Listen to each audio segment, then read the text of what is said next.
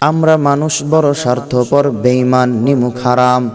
রাজবাড়ী দৌলতদিয়া ঘাটে যেই বাসটা অর্ধশত যাত্রী সহ পানির নিচে তলায় গেল, কিছু মানুষ দেখলাম আল্লাহ আল্লাহ ডাকতেছে, আবার কিছু বেঈমান দেখলাম, কিছু কুলাঙ্গার দেখলাম ক্যামেরা নিয়ে রেকর্ড করতেছে।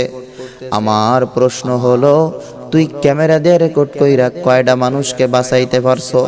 ক্যামেরা দিয়া না রেকর্ড কইরা, মোবাইল দিয়া না রেকর্ড কইরা, ওই সময়ে যদি 50 জন যুবক পানির মধ্যে নাইমা যাইতো, আমার মন বলে আরো অনেক মানুষকে উদ্ধার করা সম্ভব হতো। কিছু মানুষ হয়তো বের হওয়ার চেষ্টা করেছে কিন্তু বের হতে পারে নাই। কিছু মানুষ কাঁচ ভাঙার চেষ্টা করেছে কিন্তু ভাঙতে পারে নাই।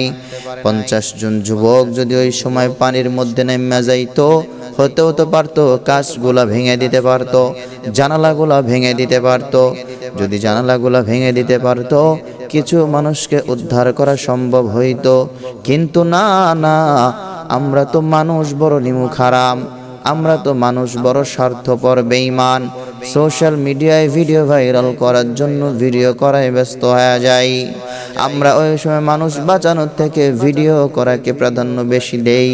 এজন্যই তো নিজেকে মানুষের কাতারে পরিচয় দিতে বড় লজ্জাবোধ হয়। আল্লাহ পাক আমাদের সবাইকে বোঝার তৌফিক দান করুন, আমিন।